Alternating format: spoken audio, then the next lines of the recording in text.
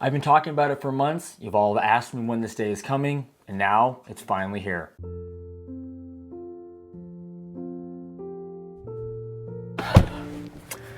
The normal steering wheel. So much to like about it. I mean, it's simply what we're used to. You have complete ability to put your hand anywhere you want on the wheel.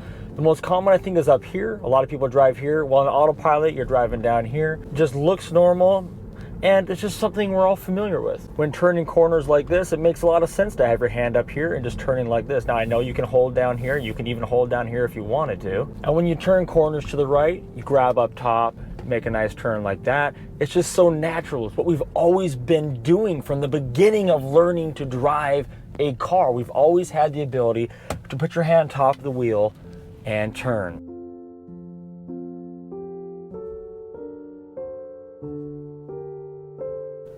And when backing into a stall, you keep your hand right there on the center part. You can back in, you can turn around like this, and your hand is resting on top where you have just total, complete control. So then what's the story? What's all the hype then about these Yoke steering wheels? Today, we're gonna find out. So what we're gonna do first is we're gonna install this in the car, and to do this, all you need is just a couple tools. First, you're just gonna need a couple Allen wrenches like this, and here's what for. On both sides of the steering wheel, you have these two little holes right here. And so on the current steering wheel inside the car, it's the exact same setup as inside of here. I'm gonna show you on this one because you can't really see it that well inside the car. But what we're gonna do is we're gonna take these two, we're gonna push them simultaneously into those two holes, and that's going to release the airbag. Watch what happens here when I press them into the two holes. Now I want to be very clear here. To take out the airbag that's outside of the car, you absolutely must do both of them at the same time. If you do one at a time, it'll release it part way, which I'll show you in a minute, but two will actually release it completely out. Watch this little bar right here as I go in and push on these. Watch the one on the left here. You can see that it starts to slide as I push the Allen wrench in. It moves it over like that. That's how it releases the airbag. It's really quite simple. Same thing on the other side. When we press, it's gonna release it. So you just basically need to do that on both sides. Now this whole steering wheel is held on by just one 10mm bolt that we'll take out right there. Now what I'm gonna do first off is I am gonna disconnect my 12-volt battery. I don't think it makes any difference whatsoever. It just makes me feel better to do it. Hansshow did tell me that you don't actually need to disconnect any battery. You do see on YouTube, a lot of people do that. When I did it last time, I didn't disconnect anything, just turned my screen off, which continually comes back on. But you don't technically have to do it. But do whatever you're comfortable with, of course. But today, I'm just gonna disconnect my 12-volt battery, and then we're gonna get right into taking the airbag out. Now to get started, we're gonna come right here to these two holes like we already pointed out. There's one on both sides. What we're gonna do is we're gonna take them both at the same time, all right? Two of them, same time.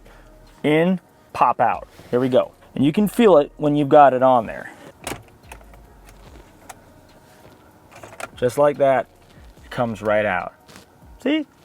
No problem. Now inside here you have two different connectors. Right here you have the one that runs the wheels and all that on the steering wheel, and right here you have the airbag. So we're gonna take out the airbag first, then we're gonna take out this guy. Now if you've seen my channel before, you know I have absolutely no skill at getting these things out, so I always have to use these needle nose pliers, but it always gets the job done much easier. So there it is, that's the battery. And to connect this thing, it's really simple, there's nothing to it. You just have these 1, 2, 3 different spots that it goes in. These go into these great big holes right here. It's a piece of cake, nothing to it, and then you just have the one connector. So now you can honk your horn all you want, and guess what? No sound. All right, so next we're gonna disconnect the wires that are connecting the steering wheel controls right here to the actual car. Of course, I'm gonna use my needle nose pliers here and do the same thing. Make sure there's no wires around, pull it straight out, nothing to it. Now the next step is to actually take off the steering wheel. So what we have here is we have a 10mm drive. It's a 3/8 that I'm using. Got your extension because you're gonna need that. And then you have your actual, big old stick here, your big old drive. So what we're gonna do is we're just gonna take and just simply release this off. A little bit of shaking, and just like that, the steering wheel is off. Grab the new one, and all we gotta do is put it straight back on the same way we took it out. Now it's important to realize that you really can't screw this up. Let me show you something. Inside of here, there's a little groove. You can see it right there. Okay, that groove lines up directly down here. You can see there's another one right down there that you have to line it up on, and one on the top. So you really can't screw this up. So now here we go. Get it all lined up here. You can feel it kind of grab right there, and then you're just gonna kind of just shake it on. So after wiggling the steering wheel a whole bunch, now it's time to put the bolt in. Get it started by hand. Next, we'll plug in the steering wheel itself. Then the airbag, line it up, quick push, little honk, and it's all done. So now my initial reaction is that the steering wheel is a lot lower than the old steering wheel was. And this is an easy entry mode. So once I close my door, put my foot on the brake, it's even gonna go down even further. So already I know I need to raise the steering wheel because I couldn't even turn it right now. So I'm gonna change my settings. I'm gonna be raising it up quite a bit to get it away from my knees, about right there. So now I have to save that. So you have to update your profile settings first of all. You do have these little thumb holders here, which is nice. So if you're used to holding here at basically 3 and 9 o'clock, you're still gonna be able to do that. That's still gonna be there. You're gonna have a nice spot to hold for autopilot, I can already tell that. And I can easily see my heads-up display and my full windshield is wide open to me. Let's go out there and try doing some stuff with this. Let's first start by backing up. See, this right here is where it starts to feel awkward right off the bat. I'm holding on a corner, and first of all, I realized I need to go wash my hands. So as I was saying with backing up, it's a little bit strange because you definitely feel the fact you're not holding on to something round. It makes it feel like you're grabbing a really awkward, and you can still spin like this, but you can feel the steering wheel pivoting in your hand quite awkwardly. Now, that doesn't mean you can't get used to it, and you know that I am coming at this with a bias if I don't think I'm gonna like it. But like right here, I would be right now backing up between my motorhome and my car, holding right here, but now you have to adjust to be over on this side, holding onto like this handle, which is incredibly awkward. And I get this slight sense that I don't really know where my wheels are. So it's gonna be a little bit strange getting used to this. Definitely getting used to this. Like look at how far I'm having to turn to adjust for this. It just feels different. We're gonna go try this out. So here we go. And, you know, the other thing is too, you're very aware, I can tell right off the bat, you're very, very aware of how much your wheel is actually turned, because when it's circular, you can, I mean, it all looks the same. So when I'm turning even just a half turn, the steering wheel feels completely sideways. And it just, you get the sense that you're really cranking on the wheel, when reality is you're turning it as much as you always were. And I'll switch the camera views around so you guys can see it from a different angle in a minute. But just getting these initial impressions here, you do kind of get this feeling of driving a different vehicle altogether. If you have the Hansshow screen up here, you definitely can see it better. It's like it's almost part of the car, not an afterthought when you have the steering wheel here, because there's nothing obstructing it. And you know, and you have a complete view of the window, which you pretty much did before as well, but you have nothing at all in your vision, which that's definitely a plus. The thing to think about as well is that you're holding on to a straight line, not a round one right here on the sides as well. So you do get this weird sense of driving a completely different vehicle. Let's go and get some speed. I've also found myself turning not sharp enough because I feel like I'm overturning because of just the awkward angle of holding onto the wheel. You know, I'm doing this because the Model, you know, the Model S Plaid, you've got the Cybertruck, everybody talking about having these yoke wheels, and I've always thought that'd be really awkward, and I wanted to see just how awkward it was gonna be. And it's like anything, you can get used to anything. The question is, do you want to? You do feel your arms doing a lot more crossing with it as well, because where normally you could take your hand further around, you just don't have that same ability. It just feels too strange, so instead you end up pushing with your bottom hand as well. But you know, it's kind of fun. Now let's put it on autopilot. Now normally when I'm on autopilot, I would hold right about here on my steering wheel, because remember the steering wheel is going like this. I'd be holding about right here, keeping just enough torque on it that I don't need to continually tap the wheel. But you don't really have that ability here because it's straight.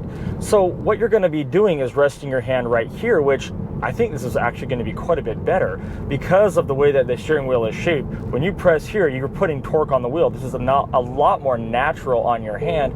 You're going to get less pinching on your wrist. So from an autopilot standpoint, while we still have to go ahead and keep our hand on the wheel, this is actually much better. I would almost wonder if there were going to be instances where there's too much torque on the wheel because of all that leverage right there, and it would just simply turn off autopilot. It doesn't feel like that right now, but I wonder if that would happen. Now, if you're familiar with the way that Teslas normally look, you can see that my car has a completely different look to it. I mean, I've got another screen up there, my screen is tilted here, and you've got this very unique steering wheel here in the middle. Beautiful carbon fiber, white leather, and it definitely adds complete unique personality to your car, and that is for sure. I mean, every model throughout there looks the same inside. So when you start being able to do stuff like this, it really does make yours stand out a bit and add some personality, some character to your car. Now, making sharp right turns like this as well, you're really feeling it. Like I said, the impact of this wheel, like right there, I just slipped off the top. Again, that's one of those things you're just gonna have to get used to, is that you can't just grab like that and turn. You have to go to a different spot than you're used to, which for me,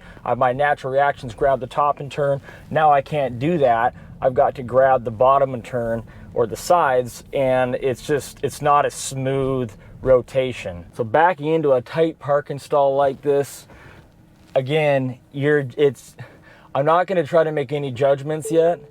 I'm going to try and leave it all open to prove me wrong. But let me tell you something, that right there, that felt weird. Pulling out of a parking lot is about the same as going in. You push down here and then you kind of have to push back over again. There's really just very little of this type of motion anymore. It's very two-handed driving. And I know I seem like I'm really negative on the wheel, and you know that I am.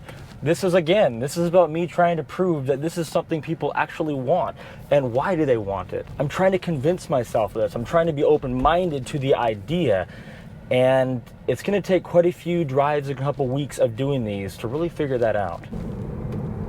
But when you take off though, it does feel like you're in a cockpit. It is a different feel, no doubt about it. And it does feel like you have a lot of control, especially going forward in slight turns. Now let's take it to the interstate and see what we feel, if there's anything different going on there. My suspicion is that it's going to be very similar, because there's not going to be as much handling of the car going on. I will say that in terms of like your indicator and your drive stalk and putting on autopilot and all that, they are just perfectly right here above it. You got a lot of access to those. There's new angles you can reach those that you didn't have with the steering wheel. For example, you could just take it right here and just put your blinker on, just tapping like that. Again, it's not that big a deal. It's just something different. Now, as I suspected, there is too much torque on this left side. If I were to just take my hand and just rest it here, it pulls the car that way. You can see it instantly has to keep correcting for the amount of torque I'm putting on the wheel there. Just a light rest of my hand pulls it towards that center line. So you really have to kind of find a spot more in the middle, kind of somewhere in between here, where you're going to rest your hand. That'll give it enough torque to not constantly bug you, but not be pulling on it too hard that a car has to keep correcting for how much torque you're putting on the wheel. I also found that a really comfortable way to hold the wheel that you can't do with the regular steering wheel, at least not me, where my body fits in the car, is you can hook both thumbs right here in the corner. There's no slipping or sliding. It fits nicely in there, and you can rest your hands on your legs like this. I found it really comfortable in terms of riding on the interstate or freeway. I actually find it my favorite position that I've been able to drive in a car yet, which is saying a lot, because I have tried a lot of them, and I really do like holding my hand up on just the left side. But having both of them right here, that basically replaces my holding it like this, like I used to do with my regular steering wheel. So down here is really nice. Both hands on here. You could ride like this for hours. Your hands, your arms are going to get tired, and you're putting enough torque, either one hand or the other, that you're going to keep that warning, please touch the wheel alert off of your screen. Now, let's go have some fun. All right, next up, we're going on this big old windy road. We're gonna put this to the performance test, because I suspect that for all the high performance, fun type of driving, this is gonna be a big upgrade, because you definitely have a sense of holding onto something firm and easy to hold and easy to turn on slight kind of racing type roads. You're not gonna have that sharp turns where you're going to feel like you have to go the wheel all the way like this, which is what my complaint was on roads like this. And I think we're following a plaid Model S right in front of us here as well. So this should be fun. Let's go catch them.